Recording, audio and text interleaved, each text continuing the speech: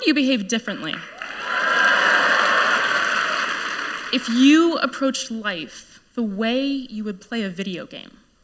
In games, people choose to spend hundreds and thousands of hours working on challenging problems.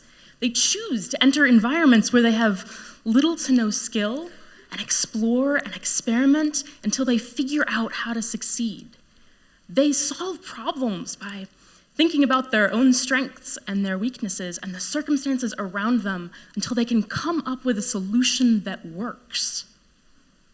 If you could take that mindset, that pattern of discovering and failing and practicing and mastering, the willingness to work on it intensely, the confidence that you can achieve your goal, if you could apply that to your own life, what would you achieve? The game mindset tells us that any problem that we encounter is there for you to solve. You just need to think about it right. Work on it enough. Build a community of people to help you. And try it one more time. If you could draw that mindset out of your game controllers, figure out what drives it. I am a gameful designer. I study games and the powerful learning environments that they create, and I use them as inspiration to reimagine how learning could happen anywhere. I'm also the lead developer of GradeCraft, an application that we've built specifically to support these learning experiences, because as we've found with these spaces, they need to be carefully curated. Today, I'm going to draw out a couple of the motivational principles that video games use to convince us to work so hard. I'm going to describe a couple of the techniques that we're using in courses to transform them into better learning experiences. And I'm going to call out a couple of things that you can do to change any learning environment that you find yourself in to make it more engaging. Games are more similar to school structurally than you might have imagined. Games are formally defined as systems in which players engage in artificial conflict, so any test or assignment that you may have ever taken, defined by rules, the grading schemes that you find yourself measured against, and resulting in a quantifiable outcome, the grade you earn. What makes school and grades so fundamentally different in experience? I believe that the core reason they're different is that games leverage the power of what psychologists call intrinsic motivation to convince us, to work us through the process of wanting to learn, while school relies on grades and degrees, extrinsic motivators, to pull us through what they want us to learn. But we designed school this way, and I believe that we can change how this functions. School as it exists today is a relatively recent invention. Modern education is a direct product of industrialization. Grades were actually invented in factories to help describe whether or not the goods that were created were good enough to be sold. In order to mass produce education, we grouped students by age and we standardized content and assignments. But it's important to remember that grades were never, not from the beginning, about good learning or teaching. They were brought in to help sort students into categories of whether or not how well they were doing. The industrialization of education was a massive achievement, broadening access to millions. But what did we lose in that transition? A tutor can customize learning to an individual student. A teacher facing 30+ students in a classroom, where do they focus their instruction? At any given moment, someone is ahead and therefore bored, and someone is behind and therefore unlikely to succeed. We are just now approaching the moment where we can imagine building technology that enables instructors to personalize learning for all while continuing to broaden access. The trouble is that we're building these innovative technologies within the box of an educational system that was designed for standardization. Traditional school structures double down on extrinsic motivation. Good grades are an incentive to get students to take action. For the purposes of earning a good grade, I have written about topics I did not find interesting or relevant to my future. I have subscribed to all sorts of timelines and deadlines, formatting requirements, length requirements that had nothing to do with my own content mastery and certainly weren't good for my health, my social or emotional life, or my learning in other classes. I have crammed to earn good grades in classes that featured final exams that were high stakes, but I really wish I could tell you anything about what I learned in those classes. And to pull back the curtain on the other side of this endeavor, ask teachers what it's like to grade. Mind-numbingly boring, they will tell you. Painful. Grades have become such a powerful and effective incentive that we have lost all sight of the learning. Grades penalize us for what we don't yet know and fail to communicate to others what we actually have learned. We've replaced the sense of achievement from learning something new with the relief of having been deemed just good enough to go on.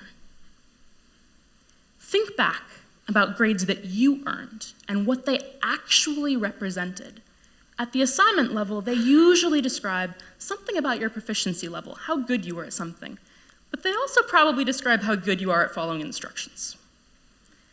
At the course level, they summarize a bunch of assignments, and they have usually a stronger weight on things like cumulative exams or final projects or papers.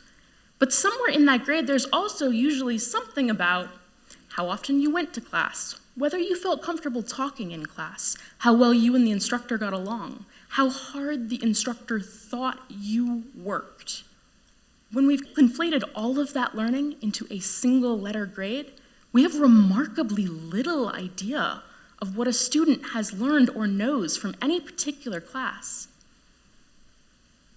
40 years of motivation research has produced self-determination theory. It highlights the powerful effect of intrinsic motivation. When you're intrinsically motivated, you take action because you want to. You're interested in the topic.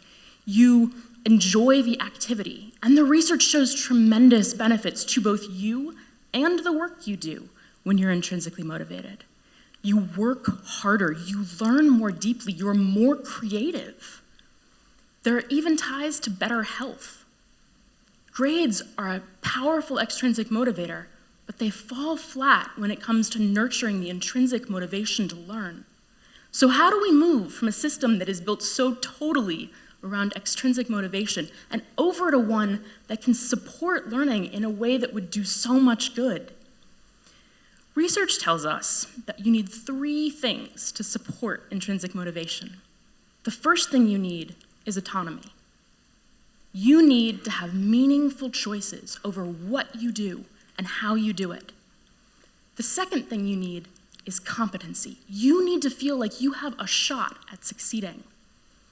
That means that it needs to feel accessible to you, but also that it's hard enough to be interesting. It's a challenge. Finally, you need to feel belongingness. You need to feel connected to the people around you, like they respect you, and think that you're capable of doing this work. Consider how games and school compare on the 3 principles of intrinsic motivation. Games give us autonomy in spades. We make choices about when to play and where to play and who to play as and who to play with, what to pick up, which path to take. School, not so much. In a class together, students will do the same work in the same way, at the same time, all for achieving the same learning objectives without consideration for where they came from or where they're going with that knowledge. Game designers enforce competency. Players start with easy tasks and they build to hard ones. If you don't learn, you can't go on. School, on the other hand, takes an assembly line approach to learning. Students move forward on the conveyor belt of knowledge, regardless of where their own competency sits and solely based on the time in the course. We set the expectation of achieving competency, but we have such brittle markers for actually managing it. Students might fail a class and have to retake it, and if they don't, they can't take an advanced level course. On the other hand, maybe you skip a class, you test out of it, or you skip a grade. But these are rare outcomes. It's far more common to move forward with a relatively mediocre grade that has no information in it about what the next instructor who works with you needs to know about what you do or don't know for them to build on. Finally, consider the powerful way that games use community to build belongingness. Think back on the best teachers that you had, the ones who changed your life, the ones who made your friends rave after class. They usually have some magic about bringing content to life, sure, but they also shared with you the feeling that you could succeed. It's a simple thing, but it has a remarkably profound effect on our motivation. And when you find yourself in the opposite circumstance, and you're fighting not only to learn, but the very perception that you're capable of learning, it's incredibly hard to be motivated to put in the effort in this fight. So, what can we do to change how formal education works to support intrinsic motivation? The first thing that we can do, that we are doing, is change how these courses actually work.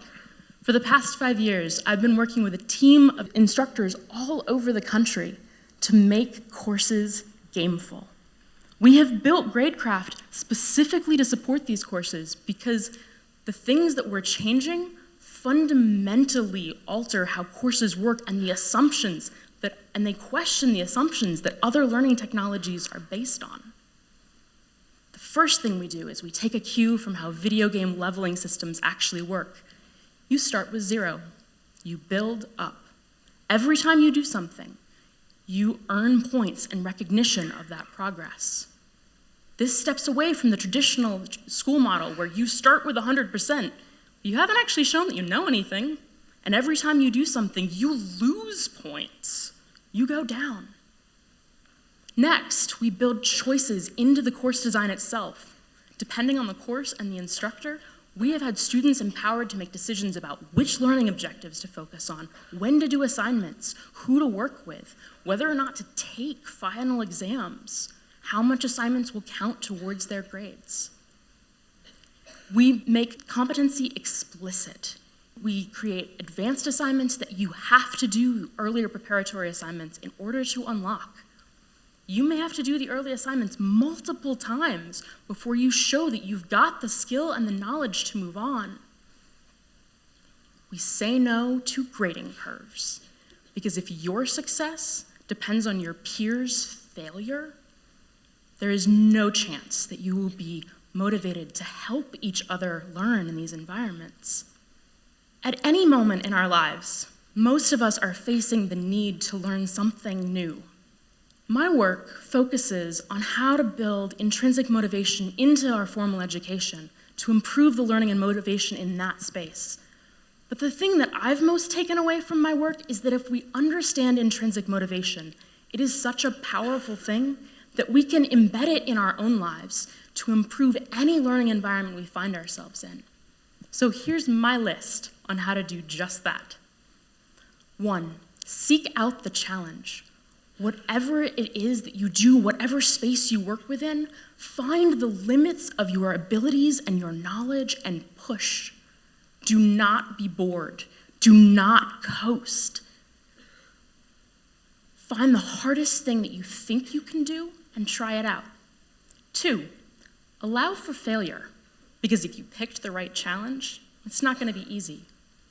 Try it out again and again. Practice. Ask for help. Ask the people around you what it is that you're not doing right, and do just that. And if you're not failing, if you're succeeding at it every time, you didn't pick a hard enough challenge. Up the difficulty level. Work at just that edge of your ability. That is where there is so much learning to be had. 3, collaborate. The group work that we do in school can feel inauthentic and painful. But most of life beyond school involves working with a team. Teams have been some of the most profound spaces that I have ever experienced. It's where you are pushed to be your best self. It's where you are pushed to grow. Figure out how to be part of a good team, how to communicate, and how to learn from other people. 4, mod. Teaching is hard, and I have had a front row seat to instructors choosing to up their own difficulty level because the impact that they're seeing on their students is profound. So give mad props to the people that are working with us on this. But if you find yourself in a course that has a more traditional structure, recognize how hard that is too, and don't give up on the idea of being intrinsically motivated. Find ways to make that course work for you. Ask if you can customize an assignment. Bring learning from outside the classroom in. Take opportunities and ask the instructor if you can expand your knowledge. And finally, learning is better than grades. Bad grades won't get you a job, but good grades don't mean that you do. We are increasingly hearing from employers that they're not looking at GPA and transcript because they tell such a limited story. After school, you are left with whatever you've learned and whether or not you have learned how to learn. Today, we have more resources available to us to learn than ever before. We can learn anything. So explore, diversify, specialize. But whatever you choose to pursue to learn, make sure that you do it with your own goals in mind. You just may be surprised at how you can level up your own life. Thank you.